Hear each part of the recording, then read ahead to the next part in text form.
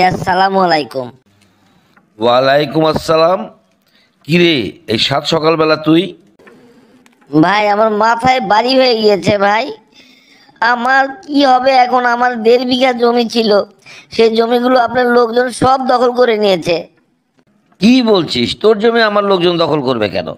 তুই কি বলতে চাচ্ছিস? না ভাই, আমি ঠিকই বলছি ভাই। আমার 1.5 বিঘা জমি, ওই জমি দিয়ে আমার পরিবার চলে, সেই জমিটা আপনার লোকজন সব দখল করে নিয়েছে। খুলে বল তো বিষয়টা কি? তোর জমি আমার লোকজন দখল করেছে, তার নাম কি? নামটা বল। আপনার ডান হাত ভাই কালু। কালু গতকাল গিয়ে আমাকে জমি থেকে বাইর করে দিয়েছে। কালু তোকে জমি থেকে বাইর করে দিয়েছে? বিষয়টা কি শুনি তো। এই কালু, এদিকে আয় তো। জি ভাই, আমাকে ডাকলেন? কি ব্যাপার? তুই বলে রশিদ কার জমি থেকে উঠিয়ে দিয়েছিস? জি ভাই, সত্যি উঠে দিয়েছি, এছাড়া আমার কোনো পথ ছিল না ভাই। বুঝলাম, উঠিয়ে দিলি কেন? কি করব বলেন ভাই? গত বছর আপনার কাছে 20,000 টাকা নিয়ে ওকে দিয়েছিলাম, সেটা সুদে আসলে এখন প্রায় 5 লাখ হয়ে গিয়েছে। টাকা দিতে পারছে না, তাই তুলে দিয়েছি ভাই। তা তুই ওকে তুলতে গেলি কেন? ওই টাকার উপর তো বহু টাকা সুদ না হয়েছে। সুদের জন্য চাপ দিতে থাক, সুদ নে, তাহলেই তো হয়। ওকে জমি থেকে তুলে দিতে গেলি কেন? এতে লোকজন খারাপ বলবে না? কি করব ভাই, ওর যে সুদ দেওয়ার আর সামর্থ্যই নাই, তাই ভাবলাম ওকে তুলে দিয়ে জমিটা বিক্রি করে দেই। এ তো একটু বিপদেই ফেললি রে। সামনে নির্বাচন, এসব জানাজানি হয়ে গেলে কেউ তো আমাকে ভোট দেবে না।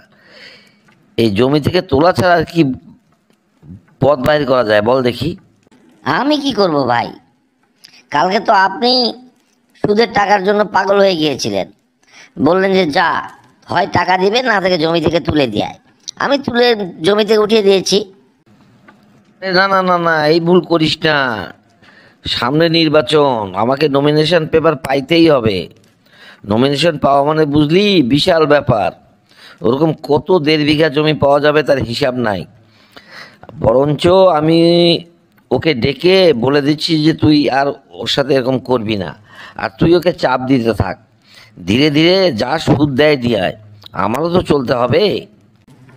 আচ্ছা ভাই, আমি ওকে পাঠিয়ে দিচ্ছি, আপনার যা বলার বলে দিন। আপনি যেটা বললেন সেটাই আমি করব। তোরা যা ঝামেলা বাঁধাস না, সেটা আর বলা যাবে না। তুই বলে ওর কাছে টাকা সুদে নিয়েছিলি? জি ভাই, নিয়েছিলাম, সে টাকা তো ফেরত দিয়েছি, তারপরে অনেক সুদ দিয়েছি ভাই। ওই সুদের টাকা দিয়ে ওরকম জমি 2টা হবে। তাই লোকজন যা হয়ে গিয়েছে বল, সুদ ছাড়া কিছু বোঝেই না। কেউ বুঝতেই চায় না যে সুদ হারাম।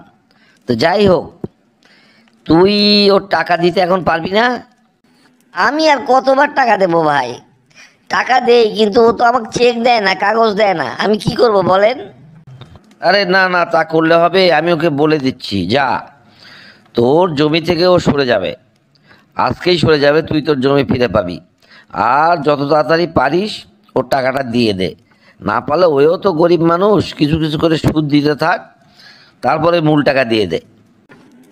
আচ্ছা ঠিক আছে ভাই, আপনি যেটা বললেন সেটাই করব। তবে এবার টাকা দিলে কিন্তু আমাকে কাগজ ফিরিয়ে দিতে হবে। তোকে ওসব নিয়ে চিন্তা করতে হবে না, তুই এখন যা। আমি ওকে ডাক দিয়ে বলে দিচ্ছি।